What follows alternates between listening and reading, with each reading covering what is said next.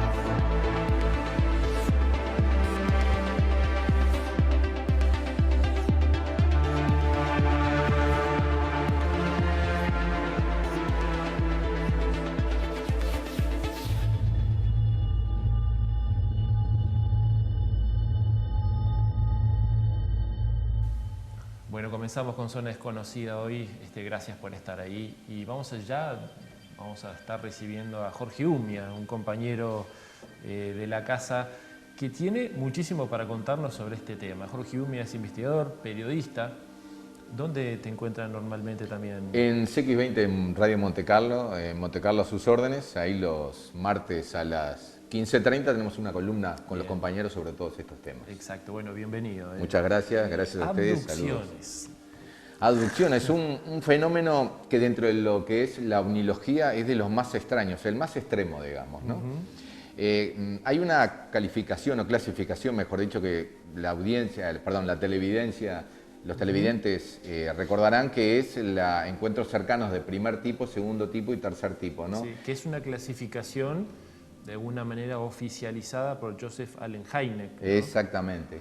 Claro, él hizo justamente eso, esa clasificación en tres partes, pero esto de las abducciones entraría dentro de lo que podría ser el encuentro cercano del cuarto tipo, que fue considerado con una ampliación de esa escala de Hynek, ¿no? Que abarcaba solamente hasta el tercer tipo, que era la visualización de esas entidades. Y es la más extrema porque es la más difícil de efectivamente contrastar.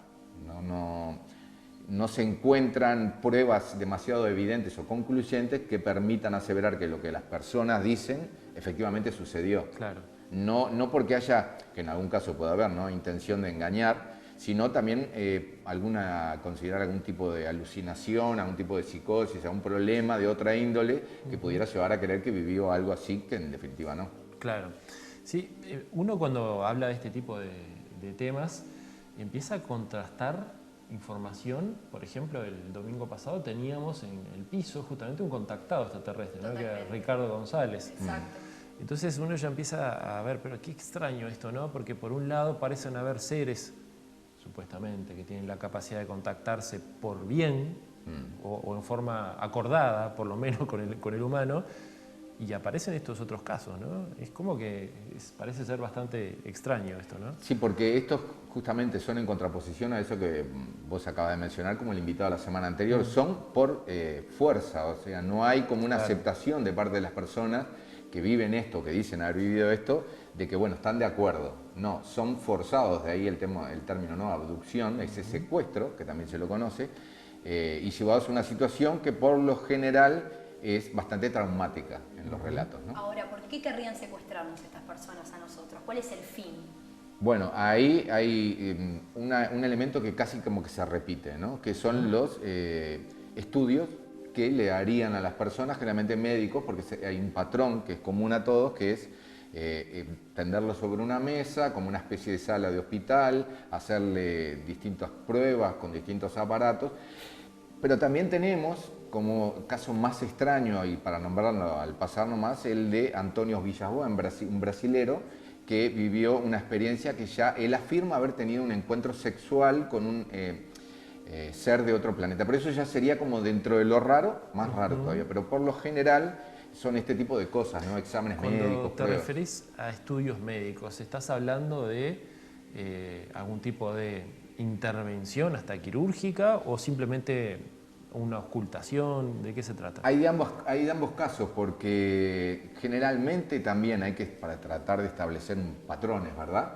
Generalmente son inspecciones, digamos, del organismo de las personas, tratando generalmente de inyectarle, ponerle algún tipo de jeringa como para obtener alguna muestra o pasarle algún tipo de instrumental que el testigo no conoce o no reconoce, no lo puede describir muy bien.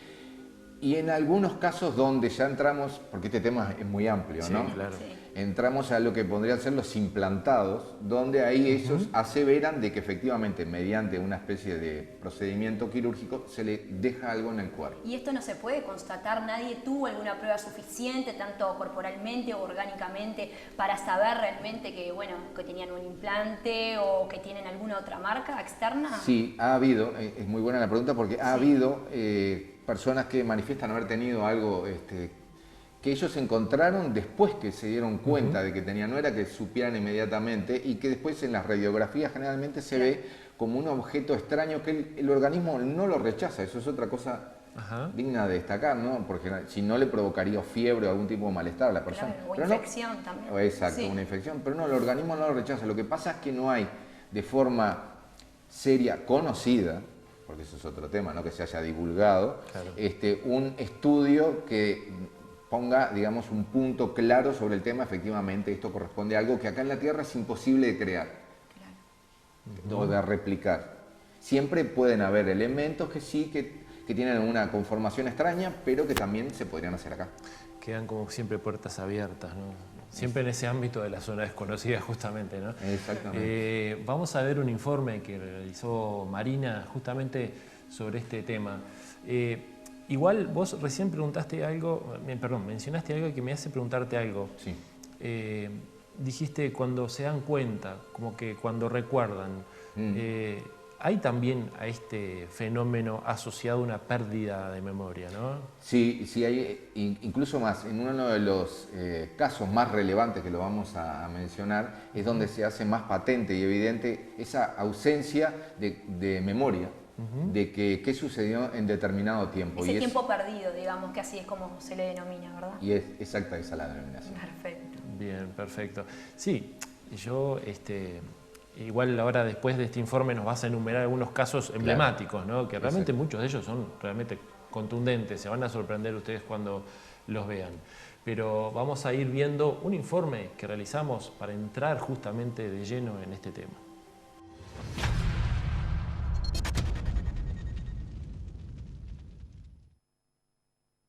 Más allá de la ciencia ficción, las abducciones son el término que en la ufología se le dan a los casos de secuestro por parte de seres extraterrestres, quienes toman a una persona, en la mayoría de los casos, contra su voluntad.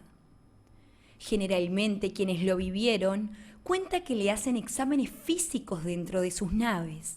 En nuestros tiempos, los casos más sonados de los cuales se tienen registros sobre abducciones comenzaron en la década de los 50, con relatos sobre abducciones que se dieron dentro de naves o salas tipo laboratorio, en la cual los extraterrestres realizan algún experimento o investigaciones sobre el individuo secuestrado. Por lo general, los abducidos dicen haber perdido la conciencia en el instante anterior al momento del secuestro. Quienes aseguran haber sido víctimas de una abducción coinciden en que durante el rapto habrían padecido un lapso importante de tiempo perdido en el que no se recuerda qué sucedió. Después del hecho, se han reportado anomalías físicas y objetos metálicos dentro del cuerpo y hasta posiblemente chips electrónicos. Muchas víctimas de este fenómeno paranormal o sobrenatural dicen que después de los hechos se han presentado pesadillas reiterativas, cicatrices o marcas en el cuerpo sin explicación alguna, y también fobias que se presentan sin razón aparente. La mayoría de los relatos guardan muchas semejanzas, además de un gran misterio. Entre las semejanzas está la captura, el examen, a veces un viaje a otros mundos y finalmente el retorno con sus consecuencias y efectos secundarios. Muchas películas se han basado en este tipo de hechos. Durante décadas se han reportado miles de casos sobre abducciones, pero la mayoría de las personas siguen siendo escépticas a este tipo de temas que obviamente carecen de evidencia científica y comprobable. Una característica común de la gente que ha tenido la experiencia de una abducción es la amnesia. El tiempo pasa y la víctima no sabe qué sucedió durante ese lapso que suele ser de horas. A veces por medio de hipnosis, los abducidos han logrado recordar algunas cosas del tiempo perdido. Por ejemplo, luces, seres extraterrestres, platillos voladores, un súbito paro de todos los sistemas eléctricos del lugar o el automóvil, un tiempo perdido, entre otros episodios. Según algunas fuentes, mediante la regresión hipnótica, han obtenido relatos de centenares de abducciones. Según dice el estudio británico Rimer, en su obra The Evidence for Aliens Abduction, basándose en relatos bien documentados, ha podido construir un modelo de abducción. Según se descubre que las personas abducidas son seres humanos sanos, que no han pretendido llamar la atención, normales y que no están interesados en la temática ovni. La posible explicación científica, según algunos escépticos, sobre las abducciones durante el sueño es que los relatos surgen como explicación a episodios psicóticos o de parálisis del sueño. En estos estados puede haber alucinaciones o sueños lúcidos que se perciben como reales mientras ocurre el fenómeno. ¿Estamos frente a un fenómeno mental o realmente somos secuestrados por seres extraterrestres?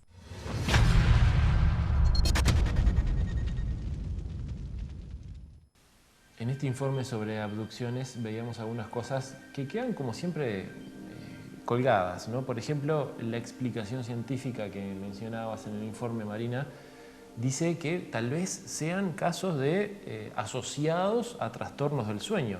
Pero ¿qué pasa con los otros casos que no estaban durmiendo? Estaban, por ejemplo, conduciendo en la carretera.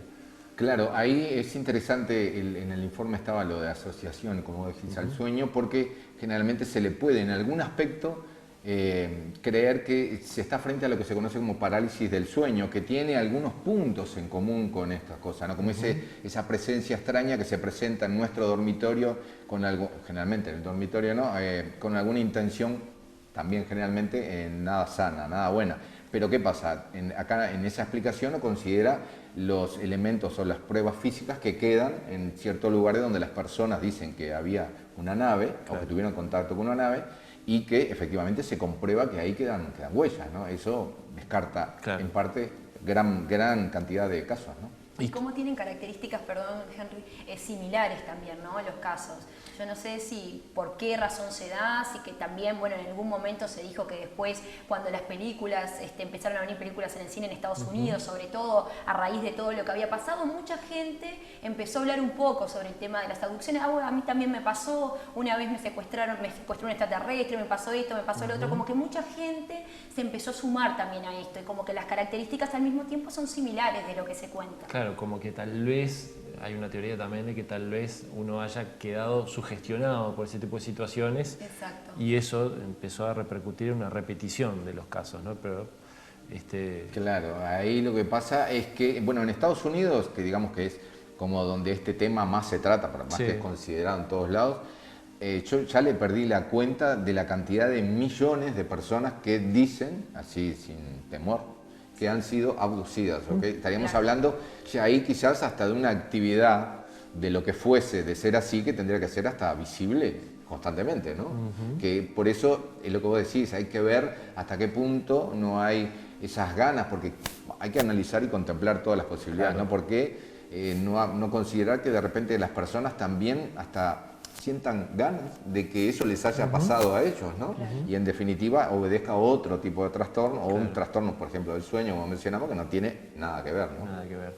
Tú nos trajiste para compartir 3 casos emblemáticos, Tres históricos. casos emblemáticos, ¿no? históricos. Vamos a comenzar con el primero, ¿no? Con el famoso caso Hill. Exactamente, el famoso caso de Betty y Barney Hill de 1961. Este es el que pone, así como en otros temas ha habido algún evento o suceso que digamos que es el puntapié inicial en el mundo moderno, o la etapa moderna de la historia, de acuerdo a lo que sea, en la parte de los secuestros de los ovnis, o supuestos ovnis, este de Betty y Barney Hill, el matrimonio estadounidense, es, digamos, el punto de partida de la era moderna de las abducciones. Digo de la era moderna, si me permitís hacer un paréntesis acá, porque si vamos un poco más atrás y consideramos, por ejemplo, el periodo cristiano, hay que hablar de que en el libro de Enoch, el bisabuelo de Noé, para ponerle un poco de conocimiento y hablar a la familia también. Seguro. Él, en el relato de ese libro, que por un tiempo estuvo considerado como un libro sagrado, pero después quedó como uno de los pertenecientes a los apócrifos, ¿no? Al principio era bastante bien, aunque en Egipto, la iglesia ortodoxa egipcia, todavía lo considera sagrado. Pero ahí Enoch hace un relato de como que unos ángeles lo fueron a visitar y lo llevaron a un lugar donde él podía ver que en el piso empezaba a ver las estrellas y notaba cómo la Tierra se iba alejando. Y lo trasladaban a otro lugar y conocía distintas... Muy similar a un caso extraplanetario hoy, de viaje extraplanetario. Exactamente, entonces ahí empezamos a sospechar de que, bueno, quizás esto no es solo un fenómeno moderno, sino que hay más para atrás en la historia. Pero en el caso moderno arranca con el caso este de Hill. Betty y Barney Hill, exactamente. Betty y Barney Hill, un matrimonio de Estados Unidos que durante una noche que volvían en la carretera empiezan a notar o a ver que una luz aparece extrañamente sobre el horizonte y les empieza a llamar la atención porque al principio lo consideran como que es una estrella fugaz o un avión convencional, pero tenía un comportamiento que le resultaba un poco extraño, ¿no? Y entonces ellos, como estaba muy bien mencionado en el informe, no tenían ningún tipo de curiosidad previa a este tema de los Esa es ovnis. otra de las características también que estuve viendo, que se repiten cada uno, que no tienen curiosidad y en cambio les pasan esas cosas. No, en el caso de ellos no tenía ningún tipo de conocimiento anterior. Entonces, Barney detiene el auto y se va arrimando o acercando hacia una luz que veía que estaba cada vez más cerca. Ya no podía ser entonces ni una estrella fugaz, ni nada, ni la luna, ni un planeta, ni nada. Y ve y distingue una nave que, con unos binoculares que tenía, logra ver, visualizar que adentro, una nave estirada, ¿no? Que adentro, como con ventanitas, y que adentro había figuras que se movían. Y una de las cosas que le impacta es que específicamente una, lo ve directamente a los ojos y esa mirada le queda grabada y lo impacta. Él a distancia, con el instrumento para ver a distancia, logra captar dentro de esas ventanitas, dentro de esa nave, un ser que lo mira fijamente y como que siente que hace contacto visual. Hace contacto visual y que recibe un mensaje. Todo esto lo sabemos a posteriori con lo que sucedió, ¿no? Claro. Pero él siente, piensa, o sea, dice que siente que ese ser que lo miraba, que intuía que era como el que llevaba adelante o comandaba a los demás, le dijo de determinada manera, quédate ahí, que ahora vamos, y que se quedara tranquilo, ¿no? Pero en cierta forma él reacciona, vuelve al auto, le da como un pánico, se asusta, la mujer, Betty se había quedado al costado con su perra, y gritando, nos van a agarrar, empiezan por la carretera a gran velocidad, y llegan a su casa. El hecho es que llegan a su casa 7 horas después de iniciado el viaje. Y ahí hay 2 horas y poco que están dentro de lo que vos mencionabas y mencionabas. Tiempo perdido del tiempo perdido. Y es con este caso es que se instaura ese concepto.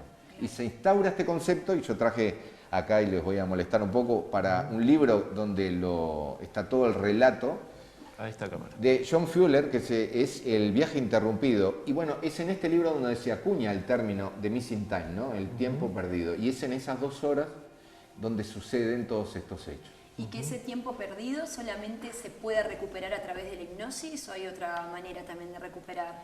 Ellos, especialmente Betty, comienzan a tener sueños reiterados de como que habían vivido una experiencia interactuando con unos seres extraños, que Betty los describe como calvos de mediana estatura, pequeños, con ojos oblicuos, y que estaban viviendo una situación adentro de un cierto lugar. Y entonces, al principio, claro, pensaban que eran sueños. Barney, por otra parte, no tenía tanto el tema de los sueños, no vivía tanto los sueños, sino que empezó a notar molestias en la ingle, y como una cosa a la cual no le adjudicaba un origen que se diera cuenta, que se acordara, claro. ¿verdad?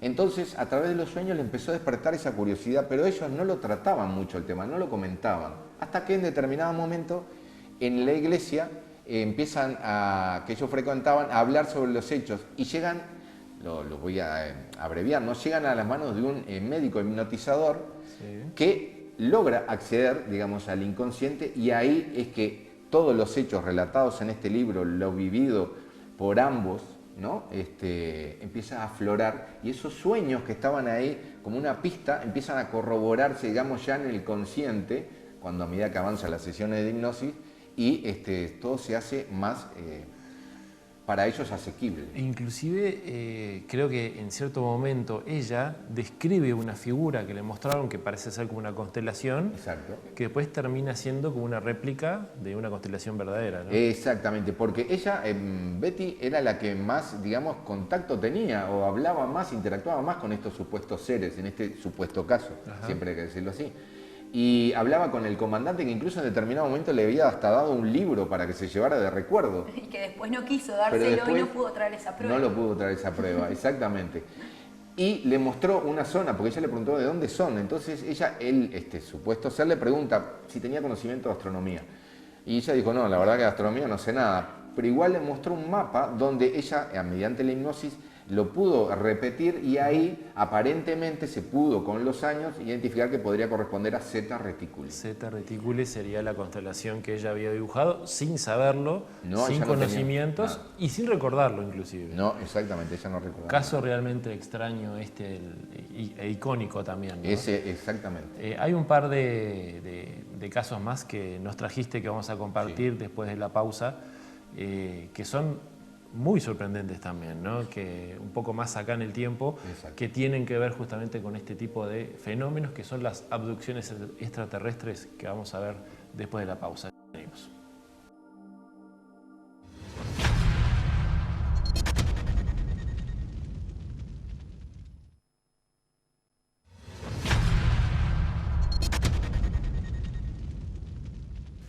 Seguimos en Zona Desconocida, estamos hablando de las abducciones, estos secuestros extraterrestres que muchos cuentan haber vivido. Y estamos enumerando con Jorge Umia justamente los diferentes casos emblemáticos, ¿no?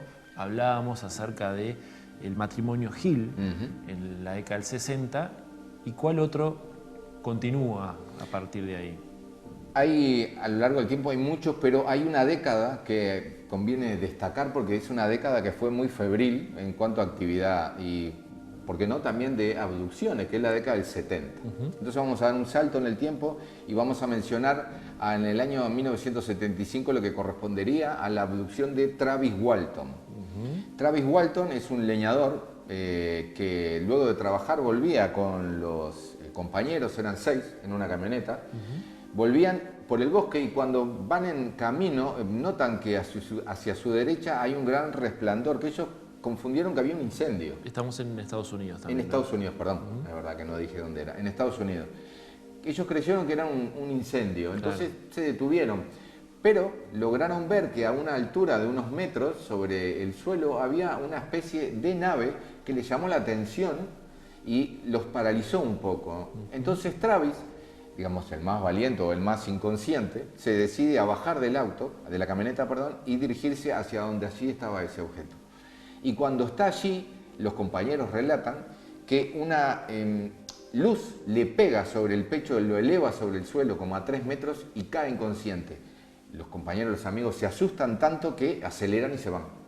Pero al poco rato, como que reflexionan un poco, lo dejamos ahí solo, vuelven, lo dejan tirado, ¿no? Nunca mejor dicho, porque aparte que lo tiraron. Y vuelven y no lo encuentran. Y no lo encontraron y fueron a hacer la denuncia a la comisaría, al sheriff, y el sheriff, obviamente por las características y todo lo que allí pasaban, pensaron que era un homicidio. Directamente lo entraron a considerar como un homicidio y que esa estrategia de denunciar la desaparición era como para camuflar todo el asunto. Exactamente. Aunque fuera inverosímil, pero quizás por ser inverosímil todavía era como más defendible, ¿no? Y por varios días los amigos fueron sometidos a distintas pruebas, inclusive una que, digamos, les sirvió de bastante apoyo, que fue la del polígrafo, el polígrafo del conocido como detector de mentiras. Pero fue hecho de una manera seria por representantes de la Asociación de Polígrafos de Estados Unidos. Y en todos salvaron, ninguna fallaron en las pruebas. Entonces eso les dio como un respaldo a pesar que el sheriff no les creía y todavía los seguían considerando como presuntos homicidas, incluso uno de ellos tenía antecedentes. Pero 5 días después, la familia de Travis Walton recibe una llamada desde una cabina diciendo que era él, Travis, que por favor lo fueran a buscar. Y así se dirigió la familia y uno de los mejores amigos. Y esto sucede un tiempo después, ¿no? ¿Y las condiciones en que lo encuentran, cómo eran? Él estaba en una cabina, en una estación de servicio, totalmente asustado, en un casi, digamos, abandono mental, porque no sabía ni qué le pasaba, ni dónde estaba, ni simplemente que sabía que quería llamar a su familia, que lo tenían que sacar de ahí, un estado de shock, vamos a decir. Sus condiciones físicas eran buenas, por decirlo de alguna manera, y no presentaba la ropa rota ni otras consideraciones. Pero obviamente eso sí estaba bastante alterado. Y después, a través de los relatos y con el tiempo, empieza a surgir todo esto que él supuestamente había vivido a bordo de una nave, porque ese rayo, por decirlo de una manera, que le golpea y lo deja inconsciente, es de una nave que después desciende y se lo llevan hacia adentro. ¿Y qué pasó con esta investigación después que realmente se descubre que no lo habían asesinado? ¿En qué terminó todo esto? Bueno, hasta el día de hoy, hasta último momento, siempre él sostuvo de que eso efectivamente le había pasado. Él también se sometió a la prueba del polígrafo, también la salvó y, como hablamos antes, queda en eso, porque él no tenía en sí ni fuera otros elementos como para presentar atestiguando que lo que decía era cierto. Claro. No había muchas más cosas para agregar, ¿no? Ese caso que ha dado también inclusive para documentales, películas. Exacto. También, es tal vez de los más interesantes también. Es de los ¿no? más, exacto. Pero trajiste otro, ¿no? Sí, este caso ya no es de Estados Unidos. No, claro, para salir un poco de Estados Unidos, ¿no? Porque esto no solo sucede en Estados Unidos. Nos vamos a Europa mejor. Exactamente, nos vamos a Europa, a Italia. Y este es, para mí, sumamente interesante dentro de lo ya interesante de todos estos asuntos. ¿Por qué? Porque estamos hablando de Pier Fortunato Sanfretta, un italiano que, nuevamente, en el año 1978, él es guardia privado y durante una ronda hay varios hechos característicos clásicos que le suceden a él y que aparecen aquí en este caso y en otros. Él va manejando un auto mientras hace la ronda y el auto, como sucede en otras cosas que decía recién, se detiene, las luces se apagan, el motor se para y él no sabe qué pasa. Y a lo lejos observa unas luces que se están desplazando sobre una casa. Piensa que son ladrones y va allí, se dirige hacia esa casa, trata de sorprenderlos, dice, los voy a sorprender, y pensaba que eran ladrones. Y trepa una cerca. Cuando está trepando una cerca, algo fatal que le sucede, fatal, porque me imagino el momento, alguien le toca del hombro atrás, sutilmente, y él cuando se da vuelta, baja de la cerca, encuentra a unos 20 centímetros de distancia un ser enorme de 3 metros, justamente. Como el que estamos viendo en imágenes, más o menos. Como el que estamos viendo ahí, eso ejemplificaría el encuentro, ¿no? Él con la linterna y delante de sí ese ser enorme de 3 metros, con unos ojos triangulares y con amarillos y con unas venas rojas en la frente y de piel escamosa y verde. Un aspecto terrorífico. Para encontrárselo en la madrugada. Para sorprenderlo, justamente. Exactamente. Bueno, y los hechos que él vive los podríamos encuadrar de 1978 a 1981. Y no es un solo encuentro que él tiene, sino que son varios encuentros, uno de los cuales deja a esos seres una huella como la que estamos viendo, que tiene unos 50 centímetros de largo por 20 de ancho. Esta huella se encuentra al lado del auto, lo cual también hay que decir que él no es que le suceda a él solo y no tenga nadie más de testigo que lo pueda corroborar. Varios compañeros, porque ¿qué pasa? A lo largo de los años que le van sucediendo, no es que tenga solo visualizaciones de naves, sino que son abducciones. Digamos, él es llevado por una persona joven, como estamos viendo, por estos seres hacia la nave. Entonces los compañeros ya como que lo tenían medio vigilado, ¿no? Claro. También le habían hecho pruebas porque obviamente pensaron que tenía alguna especie de delirio. Claro. Fue analizado y le comprobaron que estaba en estado de shock, pero sano. Lo que contaba era increíble, pero bueno, él estaba sano. ¿Y esos futuros y sucesivos encuentros, que se dieron siempre en el mismo lugar? No, fueron en varios lugares, incluso uno, el más curioso, creo yo, de todos los que le sucedió, es que él desaparece, él viene relatando, el auto se le para, él relata por la radio lo que le va sucediendo a los compañeros, que bueno, ya venía de un historial, entonces estaban como medio atentos. Vigilaban. Exactamente. Y él desaparece porque la radio se corta, no saben más nada de él, y lo encuentran arriba de una montaña. Pero lo más curioso es que en la montaña, para subir a la parte donde lo encuentran, solo se podía acceder por un lugar, y por ese único lugar había guardias vigilando constantemente, y por ahí Sanfretta no había pasado.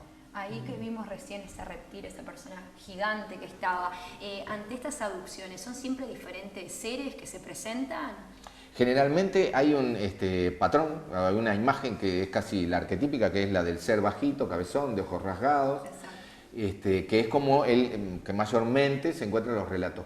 Por eso me interesaba contarles un poco... era diferente, es ¿no? el diferente, justamente por eso. Exactamente, porque además a lo largo de las abducciones hay un diálogo con Sanfretta, que él después en la hipnosis también se rescata, hay una comunicación que se va dando frecuentemente y él, como hablamos antes, no quería saber más nada de eso, pero los hechos le seguían pasando.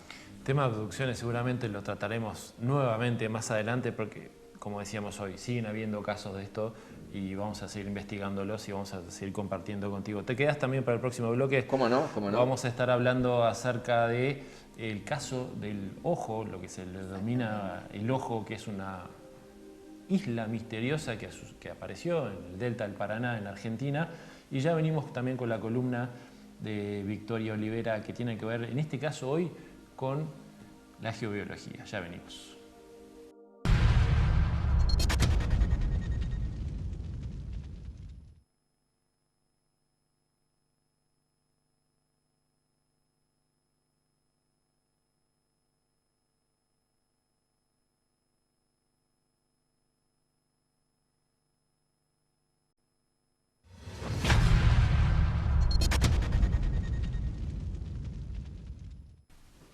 Bienvenidos a nuestra columna de terapias alternativas. El tema central de hoy es geobiología y para eso tenemos a nuestra periodista estrella Victoria Olivera Curvelo. ¿Cómo andás? ¿Qué tal? Muy bien, ¿y tú? Muy bien. Contanos con quién estuviste hablando justamente de esta temática de la geobiología. Bueno, estuvimos hablando con Fernando Rodríguez, que es geobiólogo, radiestesista también, además investigador y bueno, un alquimista también. ¿Tenés un tape para que podamos...? Así es, tenemos un video con muchísima información muy interesante y bueno, vamos a verlo entonces. Vamos a verlo, cómo no.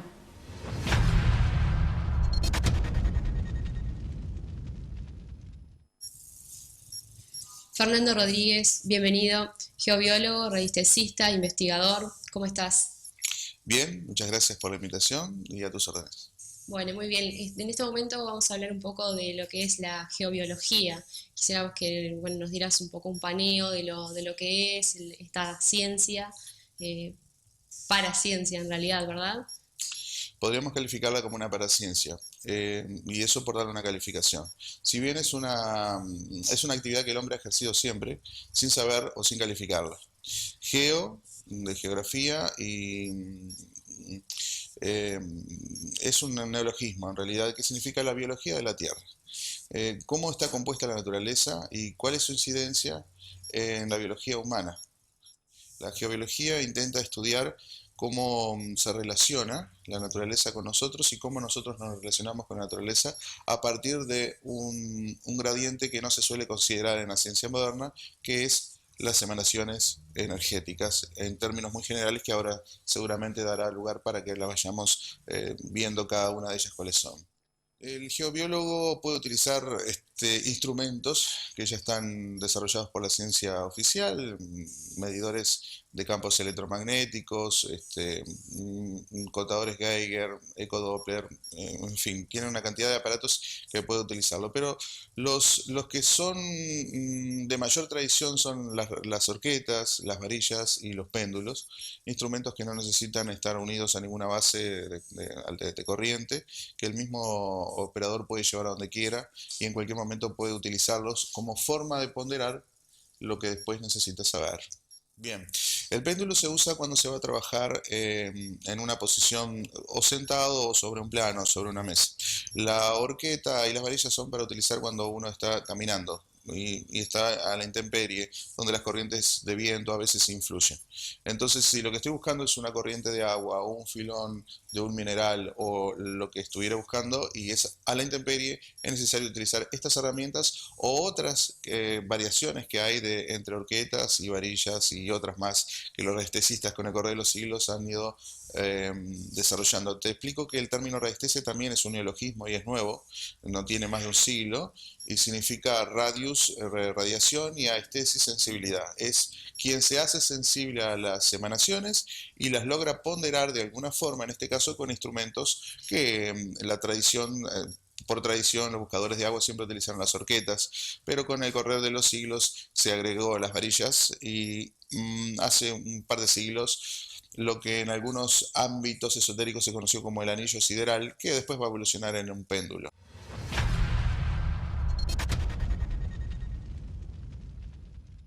Bueno, muy interesante con todas las herramientas que se manejan, ¿verdad?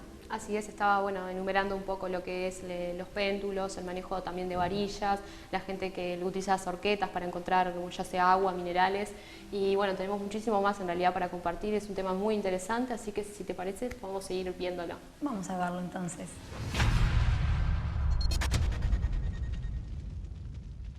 El mismo radiestesista es el que mueve el instrumento, pero lo hace a través de movimientos inconscientes. Ya a partir de 1850 hay teorías al respecto que manejan que los seres humanos tenemos reflejos condicionados que son inconscientes, que no pasan por un estado de alerta, sino por algo que sucede después que pasa un umbral. Por ejemplo, la piloerección frente al frío. Bien, entonces el radiestesista se predispone a ubicar una corriente de agua, un filón o lo que estuviera buscando y se vuelve sensible, hace un cuestionamiento interno. Ahora quiero hacerme sensible a encontrar agua en estas condiciones o a encontrar filones de mineral de estas condiciones o a encontrar lo que estuviera buscando. A raíz de esa pregunta, de ese cuestionamiento, el sujeto se hace sensible. La radiestesia, recordad que era sensibilidad a las radiaciones. Como cualquier cosa que existe en el universo emite algún tipo de radiación o de vibración, porque está compuesto en definitiva por moléculas y si no por lo menos por átomos, y los átomos están en movimiento y están generando campos magnéticos, entonces el radiestesista se vuelve sensible a las pequeñas radiaciones de los elementos que esté buscando. En definitiva, esa información entra a su cerebro y produce por movimientos involuntarios. Acá hay dos grandes corrientes de pensamiento, algunas que dicen que hay algún intermedio que hace que mueva las varillas. Mi visión al respecto es totalmente diferente, es que el mismo radiestesista las mueve y bueno, encuentra una forma de dimensionar la pregunta que anteriormente realizó. Correcto, es una convención internacional. El giro hacia la derecha del péndulo significa sí y hacia la izquierda significa no. El cruce de varillas internacionalmente se combinó porque ya hay convenciones internacionales de radiestesia hace más de 50 años. Significa sí y cuando se abren significa no. Y a su vez hay otra forma más entre medio de ponderar o recibir información extra por el cruzamiento de las varillas o por el giro de los péndulos, que no necesariamente tiene por qué circular. A veces cuando va hacia las esquinas o es oblicuo también está aportando información extra que no necesariamente el radiestesista es consciente cuando hace la pregunta, pero que es información extra que la recibe. Con este término moderno de radiestesia, hace unas 2 o 3 décadas que se está impartiendo formación al respecto y con el área de geobiología inserta dentro de la radiestesia. Pero la tradición en realidad es milenaria, porque buscadores de agua han habido en todas las culturas y desde hace miles de años. Y acá en Uruguay, todo el mundo conoce a alguien en el interior que hace el pozo o encuentra el aljibe porque contrata a un pocero o contrata a un saorí o alguien que está relacionado con estos métodos de consulta y averigua dónde hacer el pozo de agua. En cuanto a la formación ortodoxa, tiene 2 o 3 décadas, no mucho más. En cuanto a la formación, porque es una capacidad natural, no es ningún don, es algo que todos podemos acceder a este tipo de manejo de herramientas desde hace miles de años. Yo me formé casi hace 2 décadas y hace más de 10 años enseño.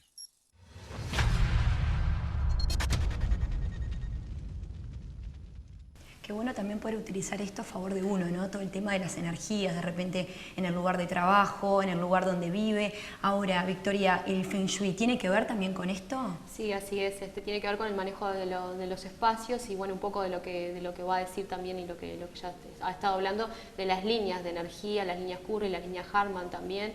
Va a seguir un poco esta entrevista con él y va a desarrollar ese tema justamente porque incluso comenta de que podemos estar arriba de un punto de que incluso de líneas y lo cual no sería en realidad nada favorable porque hay una repercusión directa con nosotros y con respecto a enfermedades que pueden generarse y bueno, eso no sería nada bueno. Incluso también sucede que en algún punto podemos estar tan desconcentrados y no son favorables para estar allí. Y bueno, justamente la labor de ellos, del radiestesista, del geobiólogo, lo que hacen es poder disminuir esa influencia de estas líneas y además también poder de repente, o sea, la gente puede llegar a cambiar el espacio o disminuirlo de acuerdo a lo que esté a nuestro alcance, ¿verdad? Perfecto, entonces vamos a ver el desarrollo y cómo un poco también se habla de esto, por favor.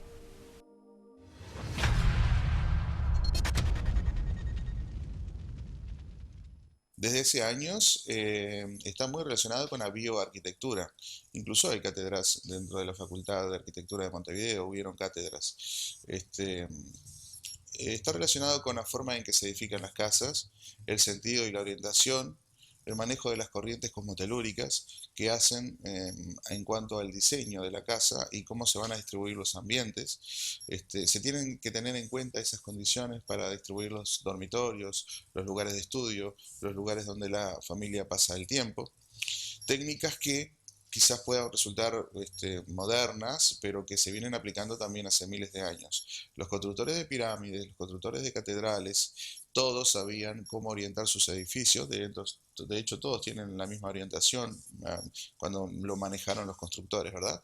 Incluso hay edificios emblemáticos de Montevideo que tienen la misma orientación geográfica. Para que influyan las corrientes de Harman o de Curry, que son generalmente las más importantes y las que se tienen que tener en cuenta en la edificación. Pero eso estamos hablando de la relación con las energías cosmotelúricas. Pero hoy en día, además, estamos inmersos en un mundo tecnológico donde continuamente el éter está siendo traspasado por millones de bits de información de la radio, de la televisión, de los satélites, de los microondas, de los celulares, etcétera, etcétera. Y eso también incide en la biología y en el comportamiento de los animales, de la vegetación y del ser humano. Al punto de que, por ejemplo, si frente a un monte o un bosque alguien se para y tiene una simple brújula y puede orientarse a los puntos cardinales, puede encontrar donde hay una línea de Harman, por ejemplo, porque los árboles rehuyen a las líneas, por ejemplo el eucalipto, el eucalipto común silvestre, rehuyen a vivir sobre y las acacias también, sobre las líneas, de forma tal que se van hacia los costados, se reviran los troncos, le salen tumoraciones, salen cabezas dobles de árboles y duran siempre, la duración de esos árboles es menor al resto. Así que uno mira el monte y ve una línea de árboles donde están todos torcidos o incluso hay mayor incidencia de caída de rayos en esos lugares y podés encontrar, bueno, acá hay una línea de Harman que suele medir promedialmente 20 centímetros, se llama ancho de banda, pero que pueden estirarse de acuerdo al lugar hasta 10 y 11 metros. Por ejemplo, para el lado de Piriápolis o Maldonado hay líneas de Harman que tienen más de 6 a 11 metros de ancho, toda la línea, así que una casa perfectamente puede estar sobre una sola línea. Las líneas de Harman y Curry no son nocivas, simplemente que actúan con nuestro sistema celular, en algo que se llama la sinapsis celular. Y la sobreexposición a estas líneas y especialmente a los cruces, las líneas van de norte a sur y de este a oeste, por ejemplo, cuando se cruza una línea con otra, lo que va a producir a los pocos minutos es un problema de comunicación entre las células.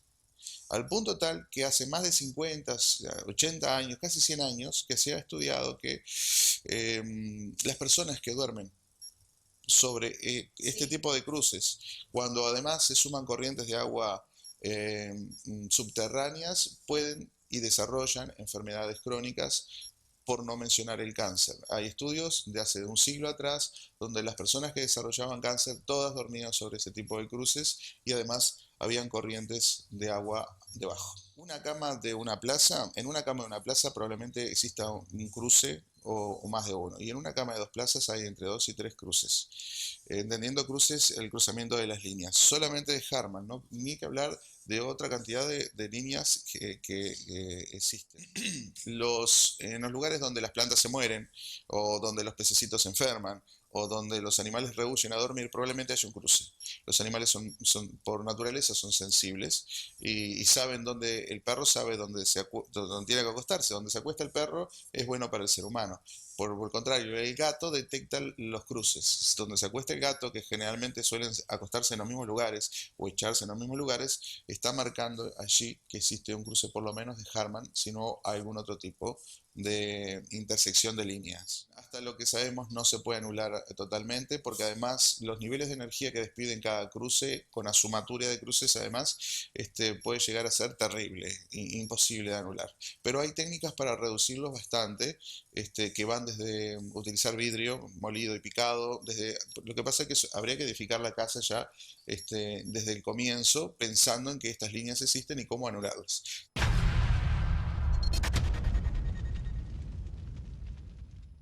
Un informe súper interesante y muchos tips a tomar en cuenta también. Y el teléfono que aparecía siempre en pantalla si se quieren comunicar con él, por supuesto. Bueno, muchísimas gracias, Victoria. Bueno, gracias a ti y bueno, espero que hayan disfrutado de esta nota a Fernando Rodríguez. Ahora le vamos a dar paso a Henry. Así es, Marina. Muchas gracias, Marina y Victoria. Y vamos a comenzar a entrar en el tercer tema de hoy, que tiene que ver justamente con un misterio bastante cercano. Tiene que ver con una supuesta isla o un fenómeno que solo es divisable desde imágenes satelitales o aéreas, que tiene que ver con una especie de isla de forma circular que tiene una especie de límite demasiado bien marcado, y esto generó una serie de teorías. Un lugar que además ya está siendo investigado por cierto tipo de fenómenos paranormales. Pero preparamos un informe. En el informe vamos a ver de qué se trata todo esto, y a continuación del informe nos vamos a comunicar telefónicamente justamente con uno de los descubridores de todo esto. Vamos a ver el informe y después lo comentamos.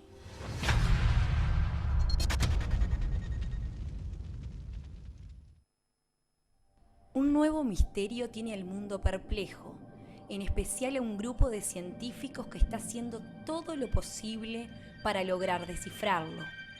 Se trata del Ojo, una pequeña isla circular en el delta del Paraná que se mueve sola. Los investigadores no tienen respuesta para este fenómeno extraño, por lo que decidieron lanzar una campaña para recaudar fondos y poder entender este enigma que todavía no tiene explicación alguna.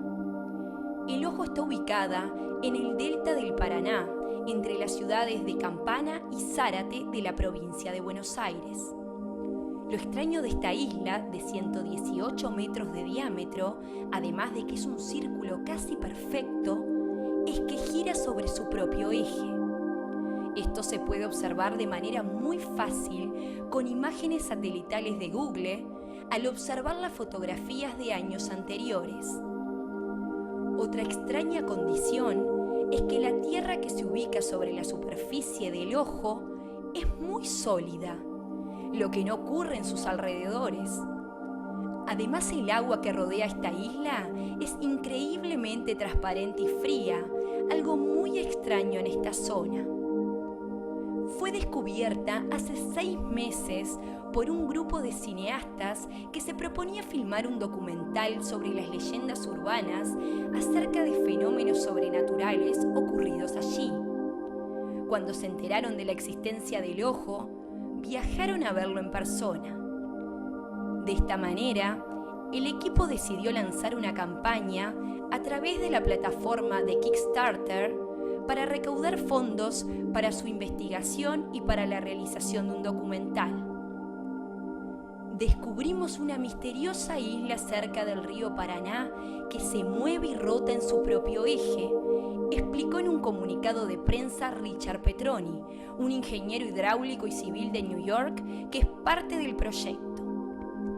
Este profesional afirmó que el fenómeno es real y explicaría varias de las historias sobrenaturales conectadas con la presencia de ovnis en la zona y otros aspectos paranormales.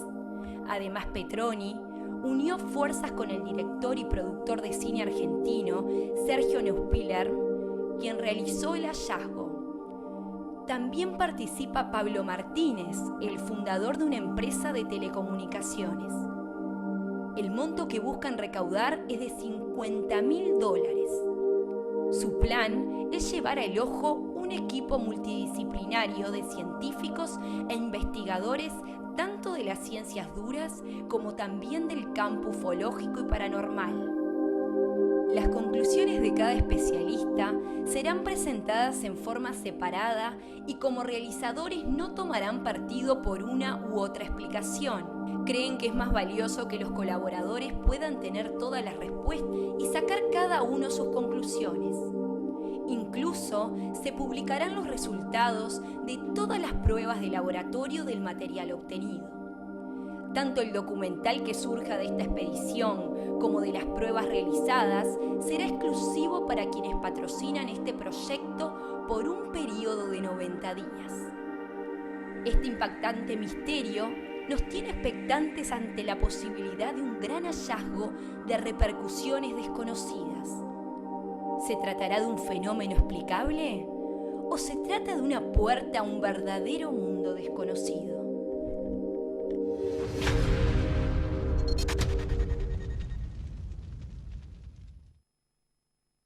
Interesante tema que vamos a estar compartiendo hoy con ustedes sobre este fenómeno que realmente se va a investigar, se está investigando, y hay un proyecto muy importante justamente que tiene que ver con la realización de un documental, inclusive para desentrañar qué es lo que está sucediendo con este fenómeno que tiene muchas preguntas, ¿no?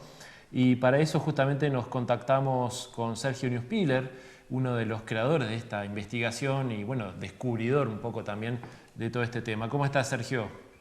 ¿Qué tal? Un gusto, muy buenas tardes. Muchas gracias, Sergio, por tu contacto. Te habla Henry Hellenser. Y queremos consultarte, bueno, ¿cómo surge todo esto, Sergio? Bueno, surge un tema totalmente fortuito. Yo estaba trabajando sobre una película de terror ahí en la zona y la película justamente surge a raíz de relatos de pescadores y gente que vive ahí en la zona que nos comentaba sobre avistamientos de supuestas naves o apariciones de seres y demás. Bien. Me fue llamando la atención que muchas personas nos hablaban de la misma zona, de la misma isla del Delta, y como yo vivo realmente cerca de ese lugar, tengo una casa de fin de semana ahí cerquita, entonces lo empezamos a investigar como potencial locación para producir una película. Cuando hacemos la investigación de la locación y tratábamos de marcar en Google Maps dónde era que reportaban cada uno de estos incidentes, Sí. descubrimos en forma totalmente fortuita el ojo. O sea, aparece ese círculo que ustedes habrán visto, Sí. que inmediatamente nos llamó la atención, porque justamente está en el medio de la isla, en la cual se reportan todos estos fenómenos extraños. Cuando vos ves esta forma, ¿no? ¿Ya de primera te das cuenta que es algo diferente o costó un rato darte cuenta que era algo realmente extraño? No, mira, imagínate que me encanta el Delta, estoy todos los fines de semana andando por ahí, navegando esas aguas y otras, con lo cual inmediatamente me di cuenta que esa era una formación diferente. Claro. Sobre todo porque, bueno, después consultando un poco, digamos, con especialistas, el hecho de los dos círculos concéntricos es bastante difícil, digamos, como una formación natural. Y lo que es más difícil aún, digamos, lo que aún no se logra explicar, es cómo perdura en el tiempo. Porque, digamos, la explicación científica más sostenida es que eso es una especie de embalsado, es decir, una formación de plantas y raíces que flotan y que, digamos, generan esa isla. Lo que no se logra explicar es por qué, por ejemplo, en primavera-verano, esas plantas no crecen y cubren totalmente el anillo de agua, o por qué en invierno no se achica, digamos, no por las heladas y todo eso, si esa cosa realmente se está golpeando, digamos, porque la explicación científica que nos dan es que hay un equilibrio perfecto entre lo que se achica por rozamiento y golpear contra los bordes, el círculo, está perfectamente equilibrado con el crecimiento de las plantas. Es decir, las plantas crecen y al mismo tiempo también se van golpeando, entonces se mantienen en un equilibrio perfecto. Esa teoría es válida por ahí para una temporada, digamos, podría ser equilibrado en primavera, equilibrado en otoño, equilibrado en invierno, pero lo que nadie logra explicar es cómo puede ser que se sostenga durante más de 30 años con un equilibrio perfecto en todas las temporadas. Es decir, que eso es realmente el gran misterio y por el cual es que también apasiona a científicos, si querés, de las ramas más duras o la gente, digamos, que de alguna manera no tiene, digamos, apertura o ni siquiera piensa en la posibilidad de algo que no sea 100% natural. Y Sergio, ustedes, bueno, para ir más a lo práctico, ustedes estuvieron ahí, pudieron explorar esa zona. ¿Cómo fue? Porque por lo que se ve en las imágenes es un lugar muy difícil de estar, ¿no? De llegar ahí. La verdad es que es muy difícil de estar, muy difícil de llegar porque la única manera es a pie. Hemos intentado llegar inclusive a caballo, pero todo alrededor del ojo es pantano y los animales cuando se empiezan a enterrar las patas se asustan, empiezan a retroceder y no los puedes guiar hacia donde querés ir. Entonces realmente hay que ir a pie y es una distancia larga y eso lo imposibilita o dificulta mucho el transporte de equipamiento. Nosotros, por ejemplo, ahora, justamente la semana que viene, vamos a ir con una gente que viene de Inglaterra, de una productora que se llama WAC TV, que van a producir un especial del ojo para Discovery. Sergio, mi nombre es Jorge Uña, te saludo. Sí. Y te quería hacer una pregunta. A lo largo de este tiempo, en base a las herramientas que permite Google, ¿no? ¿Han podido encontrar una variación tanto en el islote que está adentro, así como en la circunferencia del externo? No, justamente lo raro es que se mantiene. Inclusive hemos conseguido unas fotos satelitales antes que exista Google Earth y el círculo aparece. Nos han llegado también muchas personas que se han comunicado con nosotros, nos mandaron fotos de círculos de plantas que se formaron en otros lugares, inclusive en Argentina y otros en el resto del mundo, ¿no? Y lo que nosotros observamos justamente con Google Earth es que esos círculos por ahí permanecen circulares una temporada y al año siguiente por ahí o se colapsaron o se quedaron pegados contra un borde o se cubrió todo, o sea, o se desaparecieron por completo la parte de plantas y quedó todo agua, o al revés, se cubrió todo de plantas. Lo que no hemos encontrado y lo que más llama la atención de este lugar es justamente eso, que digamos que no se deforma el círculo. Ustedes lo pueden ver que en los últimos años, que es lo que permite ver Google Maps, ustedes van a ver que el círculo exterior y el círculo interior están prácticamente intactos y del mismo tamaño año tras año, como que no crece, no se achica nada. El otro tema llamativo es que hay árboles. En los otros que nos mostraron solamente hay tipo camalotes, o sea, plantas pequeñas que flotan. En este caso nosotros hemos visto ahí sauces de tamaño importante y hemos caminado por arriba del círculo y no se hunde. Entonces eso es lo que de alguna manera llama mucho la atención. El otro tema que nos llama la atención es el color del agua, que en toda la zona el agua es marrón por los sedimentos que tiene, y en este lugar el agua es transparente y el fondo, en vez de ser arcilloso, es duro, de tierra, pero es duro, firme. Entonces realmente nos llama mucho la atención eso, y lo que de alguna manera estamos intentando ahora generar después de esta visita que tenemos de Discovery es lograr hacer un buceo con equipo de scuba, digamos, en el lugar, para poder llevar lámparas para poder iluminar abajo de la isla y bucear debajo de la isla. Y el único problema que hay para eso es justamente el traslado de los equipos. Hay que hacerlo sí o sí en helicóptero. Bueno, Sergio, ustedes estaban tratando también de recaudar fotos justamente, bueno, para tener un buen producto de todo esto. ¿En qué quedó eso? Estoy perdiendo la comunicación. No sé si ahora me escuchás, Sergio. ¿Podrías repetir, por favor? Sí, que ustedes estaban tratando de recaudar fondos justamente para, bueno, tener un buen producto final a raíz de todo esto, de toda esta experiencia vivida y con diferentes opiniones también. ¿En qué quedó esto? Bueno, lamentablemente fracasamos, porque no logramos recaudar la cantidad de dinero que pedíamos.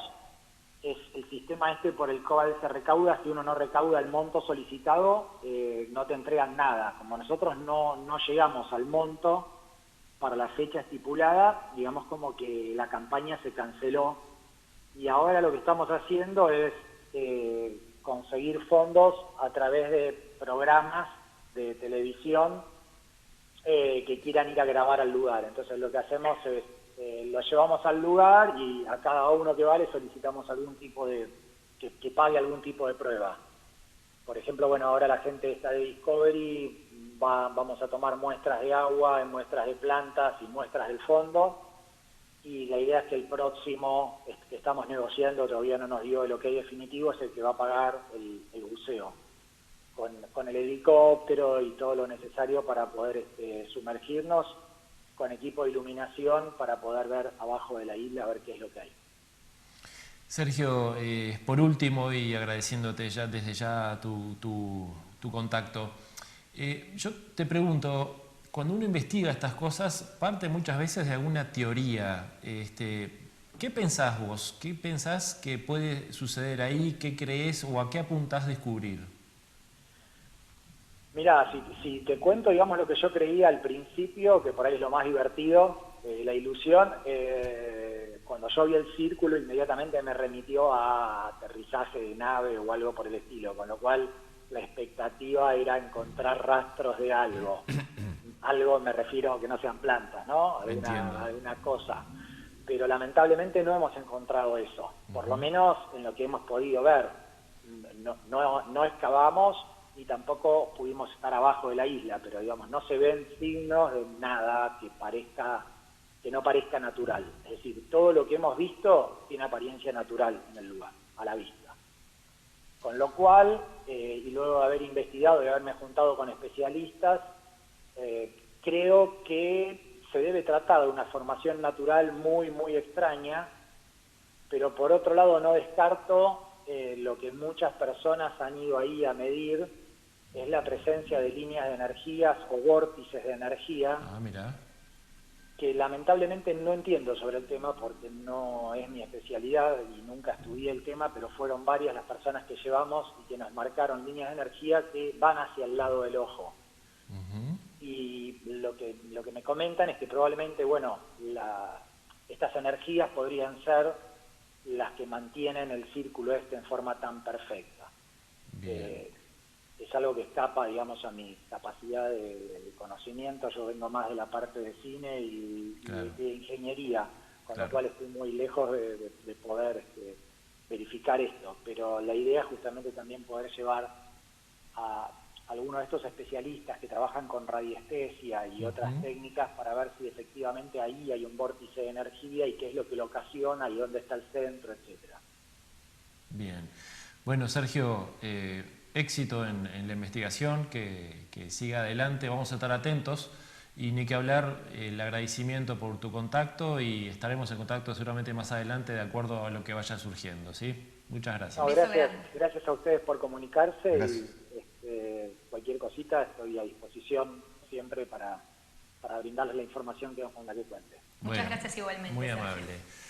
Estuvimos en contacto con Sergio Neuspiller, justamente uno de los productores audiovisuales que tiene que ver con esta investigación que se está llevando adelante, que tiene, no sé qué pensás vos, pero en realidad a mí me hace acordar a varios hechos de esos que empiezan a hacerse de a poco un misterio urbano, ¿no? Sí, totalmente.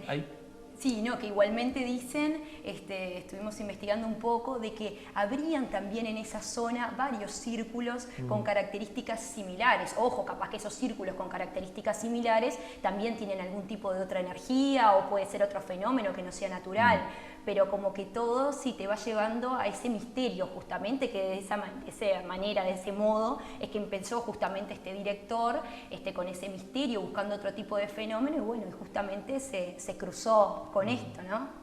A mí me llamó la atención, por eso le preguntaba sobre si se había mantenido, porque por más que había mencionado que se había mantenido en el tiempo, a mí me interesaba el tema del tamaño, porque uno supone al ver las imágenes que ese rozamiento que se daría por ese traslado alrededor, ¿no?, de la parte interna provocaría con el tiempo o un desgaste de lo que, digamos, está en el centro o un agrandamiento de lo que está en los bordes tendiendo a ocupar el espacio vacío. Y también qué es lo que lo hace mover y aparte de una manera tan perfecta, ¿no?, sin que eso altere lo que es la propia forma. O sea, me parece algo bastante curioso y que, como vos le dijiste, hay que seguirlo, ¿no? Hay que seguirlo, sí. Ojo que puede haber también abajo una base alienígena, dicen, otra de las suposiciones. Eso te iba a decir. Ahora se me viene a la memoria algunos casos, ¿no?, de zonas que tienen mucho de esto, ¿no?, que son simplemente formaciones de agua que por alguna razón hay gente que se le ocurrió que, bueno, que está relacionado con el tema ovnis, ya sea porque hubo avistamientos o porque hubo alguna experiencia que sí. Y me estoy acordando ahora, por ejemplo, de la Laguna Negra en Rocha, que hay tantos testimonios al respecto. Hay un lugar también cerca de Playa Pascual que se llama el Pozo del Tigre, que también tiene unas características un tanto similares, o sea, no tan grandes como esto, pero que tiene también que ver con que son formaciones de agua que son extrañas, en donde han sucedido cosas curiosas. Vamos a ir a investigarlo, ¿no? Esos lugares me sacaste también la palabra. No vamos a andar por ahí. Hay que ir. Sí. Y que de alguna manera también quedan ahí en el misterio relacionado a temas extraterrestres. Totalmente. ¿No? Porque hay un hecho, y te robo un poquito más de tiempo, nomás que muchas veces se dan forma lateral a todos estos, que junto a estos lugares extraños hay avistamientos. Exacto. Generalmente de luces o algo que los lugareños refieren que allí sucede y que no hay una explicación de repente tan lógica, tan clara de que pueda suceder. Entonces eso también facilita esas hipótesis. Es interesante en estos casos ver y medir, como decía Sergio, medir las energías telúricas de esa zona, ¿no? Claro. Llevar un radiestesista. Con algún especialista, por supuesto. Hoy que estuvimos hablando de la geobiología, es una rama muy interesante para tratar bueno, justamente de eso, ¿no?, de investigarlo. Así que seguramente también vamos a estar investigándolo desde ese lado. ¿Qué les parece si hacemos una breve pausa? Vamos. Y después seguimos adelante con Zona Desconocida? Una pequeña pausa y ya continuamos.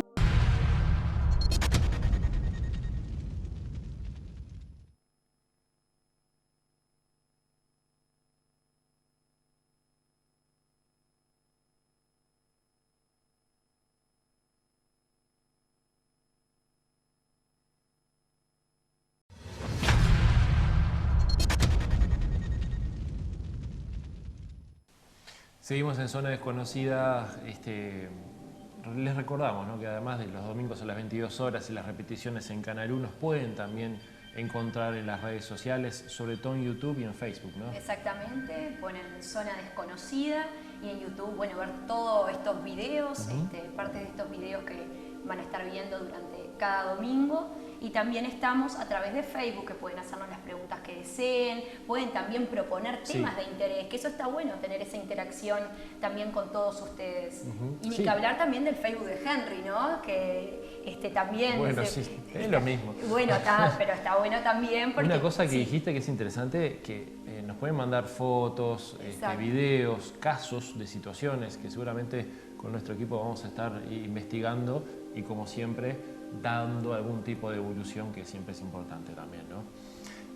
Para redondear, Jorge, y agradeciendo tu presencia aquí, que vamos a estar llamándote varias veces con gusto en este ciclo, ¿qué reflexión haces sobre estos temas que hemos mencionado? Sobre todo el tema de las abducciones, ¿no?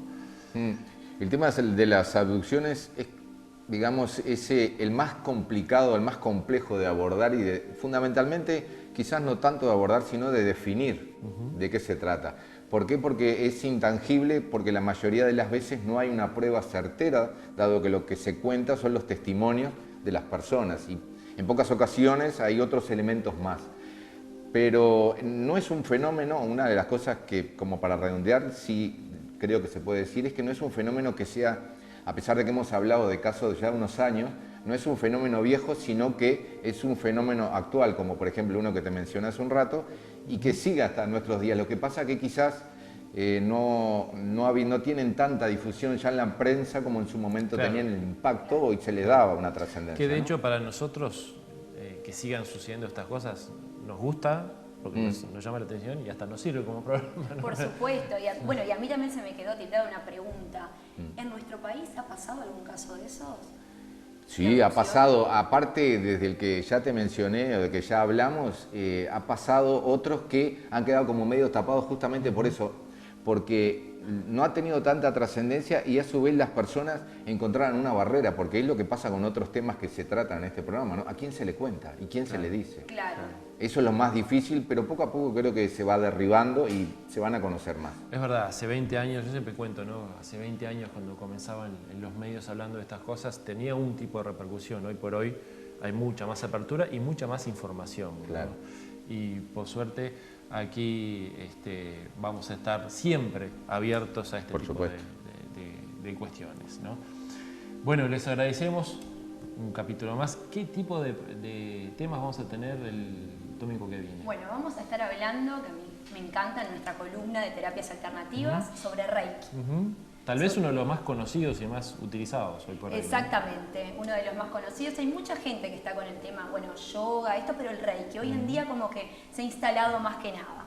Después también vamos a tener un especial sobre tema de predicciones. Va a estar muy interesante, así que te quiero ver ahí. Exactamente. Claro, pero predicciones, las artes predictivas, ¿no? Vamos a estar tratando de desentrañar si realmente tenemos la posibilidad de predecir el futuro, cuáles son las herramientas, cuánto de eso podemos cambiar también nosotros, ¿no?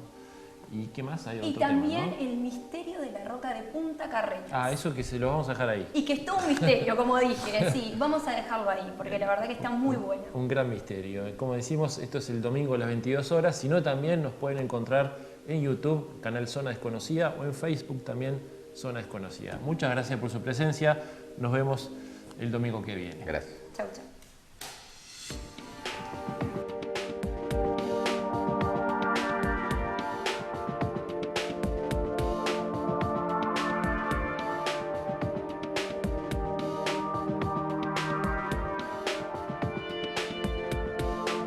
Miles de almas sin hablar, miles de estrellas y no está.